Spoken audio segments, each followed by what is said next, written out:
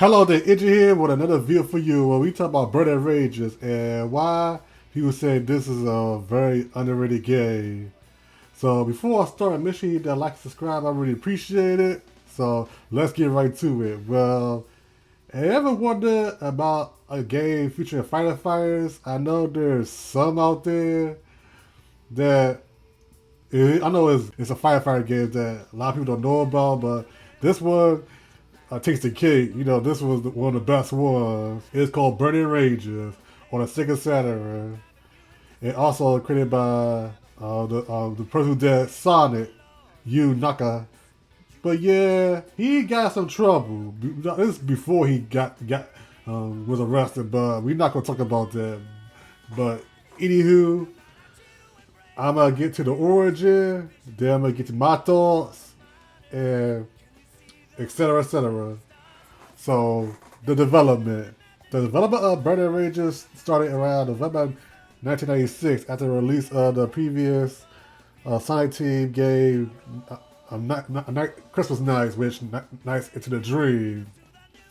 The development of Team 31 out of Sonic Team staff about 50 was directed by Naka Onishima and lead designer Tako Mayoshi. Sorry about butchering the name. The rest of the team consists of 3 game planners, 6 developers, 18 designers, and 2 sound producers who have worked on Nights into the Dream. If you ever played that game, you know. In addition to Sonic Team staff, Sega allotted a full consumer software team to the project. The concept was the idea of rescuing people opposed to unaliving them, of course, which the element of the producer Yuji Naka felt is too common in contemporary video games. The team chose Firefighters as they felt the fire was more appropriate way to create fear and tension. It certainly does. It really. In retrospect interview, Oshima said that there was too many things done by firefighters along with rescuing people were very essential to the Sonic Team game, which they definitely recognize as that firefighters were heroes whom people can identify. The team wanted to make a game about a rescue team, and Naka thought there was a few games based on that concept, like I stated before, not a lot. According to Take Miyoshi, our first inspiration came from exploding buildings and destruction scenes in Hollywood movies. We just wanted to describe the heroes as saving in a loud, explosive type setting, not Michael Bay movies.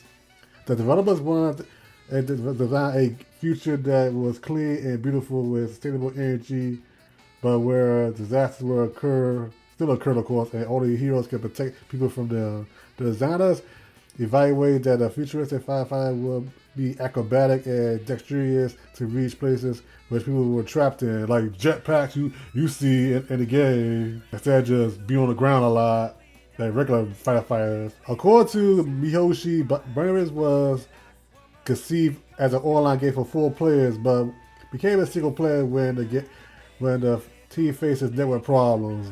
Back then they had dialogue, of course, so that's not gonna happen. Maybe in the future. I'll talk about it. Sonic Team revisited the concept with the Dreamcast Fantasy Star Online, which I can check out if I want to. Although the target audience of Butters were people who enjoy action games, the developers wanted to attract fans of the other Sonic Team games. Oyashima stressed that he was aiming for a wider audience, not the type of person who only plays Sonic the Hedgehog, added the players should recognize Sonic Teams and touch immediately with Burning Rages. The working title was Firefighters was dropped as the team wanted a cooler sounding name. Naka felt that Burning could go for it, and Kenosha in Japan, it fits the rescue team disaster team, of course. He liked it. Basically, he initially unsure that having a ranger in the title will feel that a ranger refers as a park ranger in Western culture. I heard about those. The team thought that imagine a ranger brought in mind a Power Rangers franchise. After consulting speaking other language, the Burning Rangers was chosen. Because they know they want Rangers had Power Rangers lawsuit, of course. During the early stage of development, some of the Sonic team visit Hong Kong shortly before the transfer to British sovereignty in hopes of finding inspiration for the stages. Some instead traveled to Universal Studios in California to experience the backdrop attraction to learn how to generate similar sensation. The team also visited a special firefighter event in Tokyo where there was, I would say, robots putting out fire. That's to be the future. And were surprised at how, compared to their image of the futuristic setting. Not gonna recall the robots had special infrared sensors and cameras which they could see through fire, which impressed by their technique. According to Nakada, the team did not ask for advice for professional firefighters during the development, probably due to concerns that their game will not receive well. And Nakada, though they were saying that the real firefighter wasn't that simple. And Tokyo Game Show, a real firefighter, however, did commit to the characters' costumes was too there. Nakada reflect that if they were making any game elements highly realistic, the contrast between the elements and clearly functional elements will be exaggerated. No, they didn't want to be too realistic. Burning Rangers used the same engine as Nights Into the Dream when Sonic Team developed Nights Into the Dream. They used the same engine again. Then was to program the Sonic Sega Saturn, and the engine was reused for Burning Rangers, and they were able to make it faster and more capable. To design the stages and environments, Mihoshi outlined the corridors first. They placed a fire in them by adding light effects to eliminate the appearance of fire. Mihoshi thought the team had overreached its designer and detail status, saying that everyone wanted to put so much into the game that we only completed half as we don't want to do. Nakada said although they were designed only for stages, they ensured that the player experience will increase progressively as each stage was launched. The development initially used motion capture technology to capture data for poses and animation, but Nakada soon discovered that it is possible to get results to the team. He wanted to be unfeasible to people performing special motion they needed. The developers created an animation by hand and only to use motion capture data for players' walking animation. Basically, they'll like using real people, so it costs money. There were too many difficulties in development voices navigating system as non-verbal dialogue had featured in Sonic Team games before. Nakada assumed that the team would have rethought all ideas of what should be included during the development. The idea of not including on-screen maps, but rather relying on voice navigation, that there was from the start. The team tested different forms of voice navigation system and picked the best. Although the previous Saturn games which used voice navigation, like Solar Eclipse, but then conjunction with background music, they thought the background music will be detract from the sensation of presence. The Hoshi thought that the only audio accompanying being the sound effect which fire and walls cracking would produce immense. The team originally wanted to record the dialogue in 6 languages, where they found the volume to work too difficult, reverting to English and Japanese instead. Before selecting voice actors, Mihoshi designed the characters that build a mental image of what they sound like. The Japanese voice actors were provided by Haruka Midorikawa. He's voice Shou, and Yuki Miyamori is Tillis.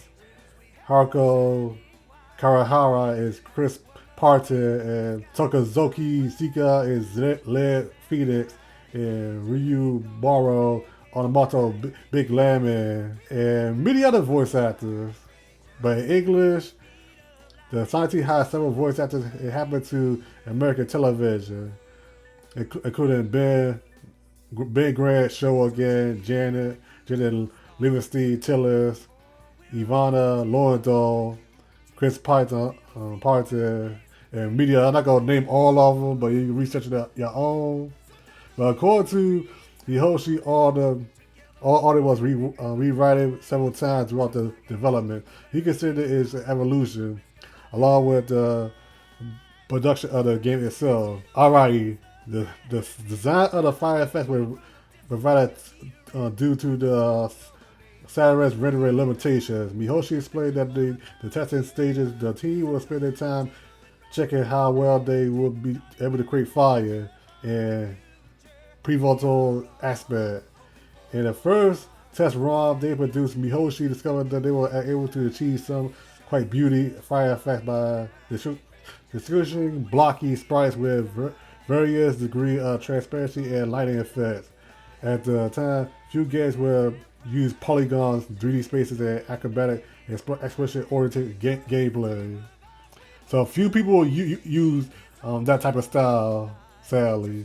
The animation cutscenes were provided by TMS Entertainment and subsidiary and Shou Movie, who has produced the Virtual Fighter anime and a Man of the Year's short on Sonic Jam for Sega, as well as cinematic films such as Akira, Little Nemo, and Summerland. TMS has produced content for Sega and its subsidiary such as TMS Koyokichi. The cutscenes were made in digital process rather than traditional ink and paint, yes. As well, they make them easier to compress in a CD-ROM. According to Mihoshi, the entire development span over a year and a half throughout the program took less than each of the development reflect on what they were proudest, and Nakama expressed relief that Sonic team were able to do a good overall balance. Whereas Mihoshi, though, was the voice navigation system was the strongest aspect. Main programmer Takuya Matsumoto was delighted to see the release before the Sega Saturn discontinued. Yeah, it was discontinued, saying that the fact that we were able to push the Saturn this far is enough for me to die happy. Sega Japan planned Burning Rangers to be the header of the 1997 Christmas season release, but it's not ready until Japan until the early 1998. It was released in 9 months before the Japan release of Sega next console, Dreamcast. Oh man. Burning Rangers among the final 7 Saturday games released in America. According to IGL Lemmy Buchanan, characteristics, the release of the example of the Sega Saturn's, I'm gonna butcher this word, emotive send-off, but it was a send-off basically. It was the last of the Sega Saturn games, the final one. I'll just keep it that way. Which of the Ryan Dad Sunset Saturn games like Plaza Dragons, Saga, and Burning Rangers demanded far better.